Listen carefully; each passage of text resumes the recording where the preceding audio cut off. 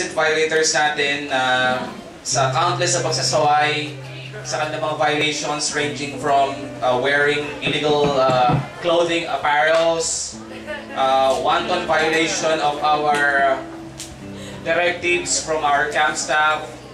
I mean guys, hindi naman sa mag-ano, pero mahalaga po sa atin yung rule of law. Yan tinatawag.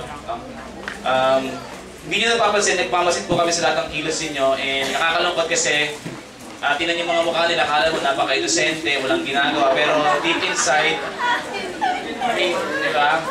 If only, yeah. So actually, kahapon, maraming mga violations na ginawa yung mga nandirito, pero although hindi naman lahat na bigyan ng pagkakataon na may mapunta sila sa harapan, pero ito yung mga medyo tinatawag natin mga honor rolls. Okay? Nasa niyo pong mga harapan ang kanilang mga pangalan. Rizal C. Mark Bernal. Vicky Diao. Pia Cabre. Pia? Pia. Ano nangyari sa Pia? Emmanuel Go. Keith Lee.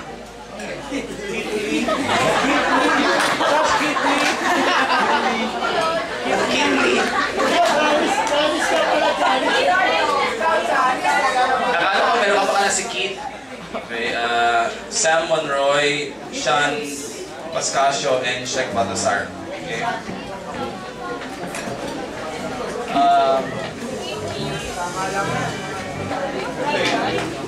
So sa susunod po, ganito po yung gagawin natin sa mga violators natin na kumbaga Chinese communist style, hinaharap sa inyo upang magkakaroon sila ng name tag sa kanilang mga leeg, huwag pamarisan. Yes! Ano huwag pero hindi pamarisan? magalala kasi hindi naman natapos ang lahat. May pagkakataon pa rin tayo para magbagong buhay. Okay. Pasalamat kayo, wala tayong Bartolina rito. I-correct yung mga mistakes na ginawa nyo. Pero, eto lang. Hayaan po natin yung mga taong nasa harapan natin ay magsilbing warning, babala sa mga taong nagbabalak, nagpaplano, na mag-kudeta. Ay, hindi. Kudeta! Woo! Nagpaplano ng mga similar acts. Sa susunod po, let this be a warning sa lahat. Okay? Ngayon po, para po sa kalinisan ng kanilang kaluluwa, para po sa kanilang konsyensya, panalangin po natin sila para naman magkaroon tayo ng encouragement about this. Okay?